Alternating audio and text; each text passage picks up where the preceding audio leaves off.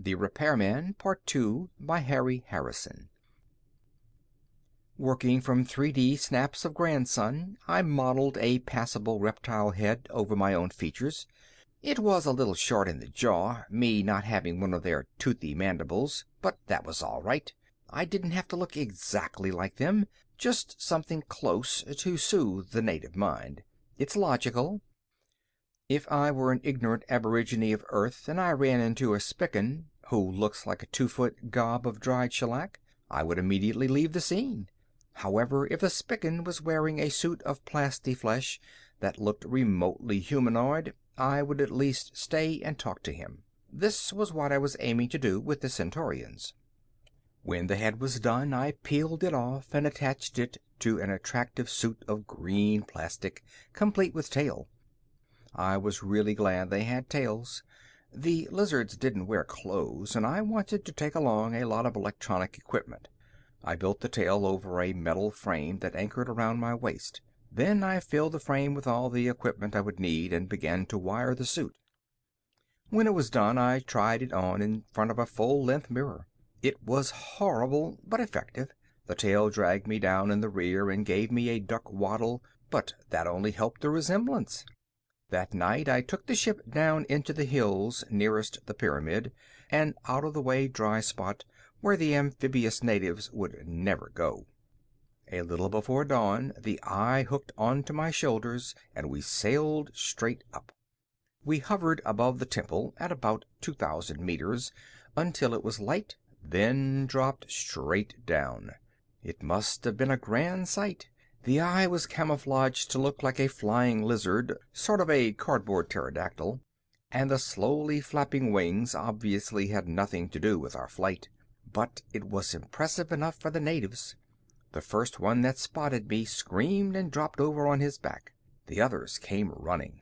They milled and mobbed and piled on top of one another, and by that time I had landed in the plaza fronting the temple. The priesthood arrived. I folded my arms in a regal stance. "Greetings, O noble servers of the great God," I said. Of course I didn't say it out loud, just whispered loud enough for the throat mic to catch. This was radioed back to the MT, and the translation shot back to a speaker in my jaws. The natives chomped and rattled, and the translation rolled out almost instantly. I had the volume turned up, and the whole square echoed. Some of the more credulous natives prostrated themselves and others fled screaming. One doubtful type raised a spear, but no one else tried that after the pterodactyl eye picked him up and dropped him in the swamp. The priests were a hard-headed lot and weren't buying any lizards in a poke. They just stood and muttered. I had to take the offensive again. "Begone, O faithful steed," I said to the eye, and pressed the control in my palm at the same time. It took off straight up a bit faster than I wanted. Little pieces of wind-torn plastic rained down. While the crowd was ogling this ascent, I walked through the temple doors. "I would talk with you, O noble priests," I said. Before they could think up a good answer, I was inside. The temple was a small one, built against the base of the pyramid. I hoped I wasn't breaking too many taboos by going in. I wasn't stopped, so it looked all right. The temple was a single room with a murky-looking pool at one end. Sloshing in the pool was an ancient reptile who clearly was one of the leaders. I waddled toward him, and he gave me a cold and fishy eye, then growled something. The MT whispered into my ear, "Just what in the name of the 13th sin are you, and what are you doing here?" I drew up my scaly figure in a noble gesture and pointed toward the ceiling. "I come from your ancestors to help you. I am here to restore the holy waters."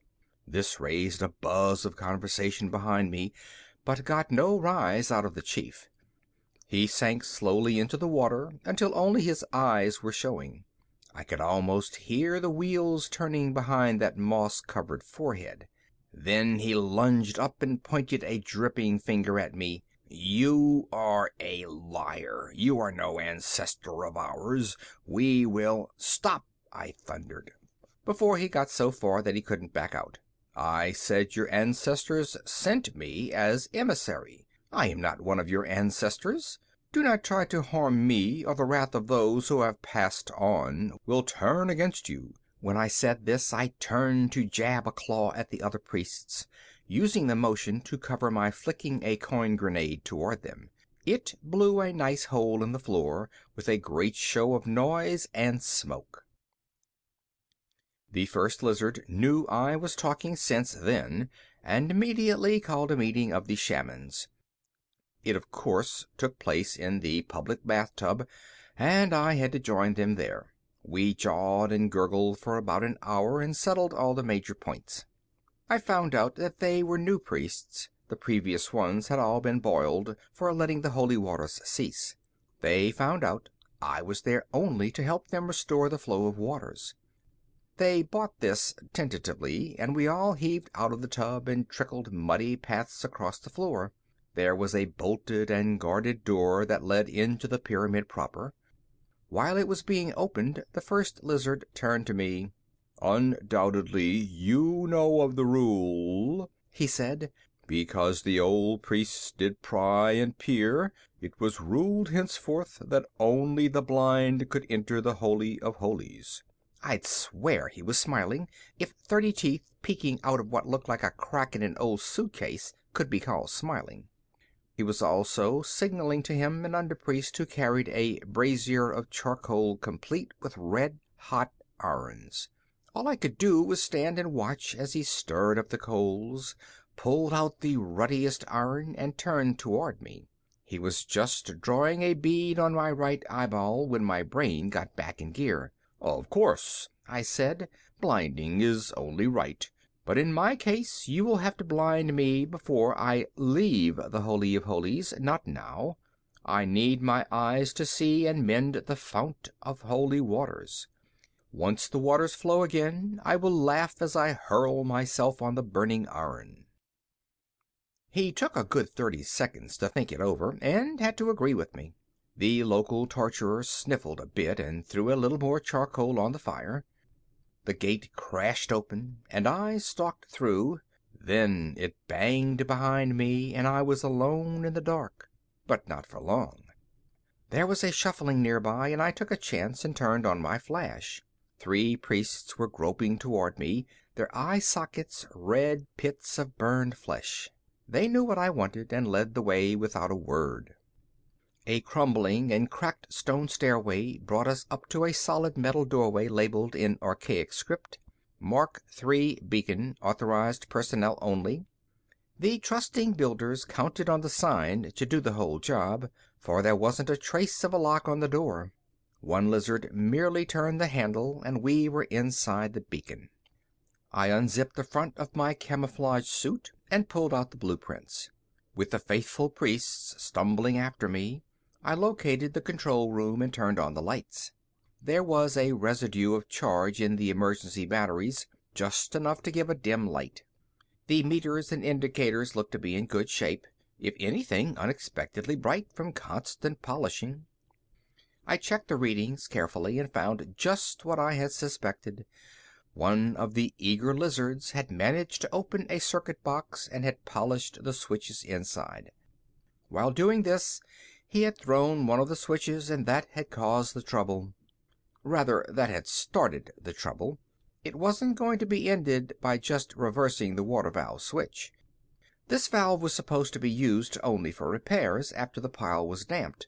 When the water was cut off with the pile in operation, it had started to overheat, and the automatic safeties had dumped the charge down the pit.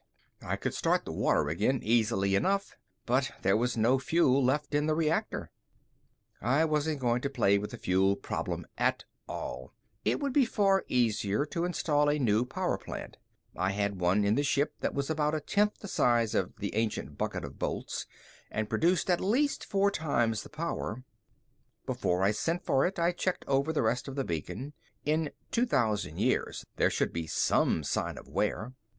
The old boys had built well. I'll give them credit for that. 90% of the machinery had no moving parts and had suffered no wear whatever. Other parts they had beefed up, figuring they would wear, but slowly. The water feed pipe from the roof, for example. The pipe walls were at least 3 meters thick, and the pipe opening itself no bigger than my head. There were some things I could do, though, and I made a list of parts. The parts, the new power plant, and a few other odds and ends were chuted into a neat pile on the ship. I checked all the parts by screen before they were loaded in a metal crate. In the darkest hour before dawn, the heavy-duty eye dropped the crate outside the temple and darted away without being seen. I watched the priests through the pry eye while they tried to open it. When they had given up, I boomed orders at them through a speaker in the crate. They spent most of the day sweating the heavy box up through the narrow temple stairs, and I enjoyed a good sleep. It was resting inside the beacon door when I woke up. The repairs didn't take long, though there was plenty of groaning from the blind lizards when they heard me ripping the wall open to get at the power leads. I even hooked a gadget to the water pipe, so their holy waters would have the usual refreshing radioactivity when they started flowing again. The moment this was all finished, I did the job they were waiting for. I threw the switch that started the water flowing again.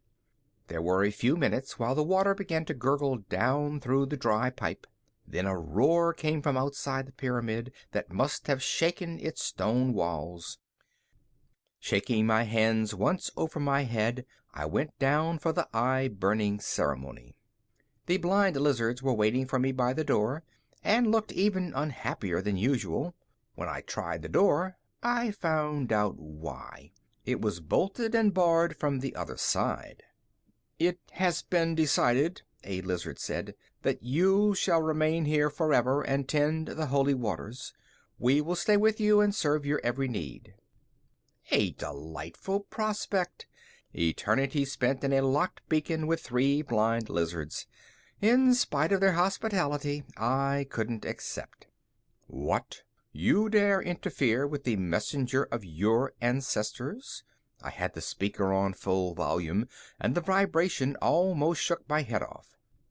The lizards cringed, and I set my solar for a narrow beam and ran it around the door jamb.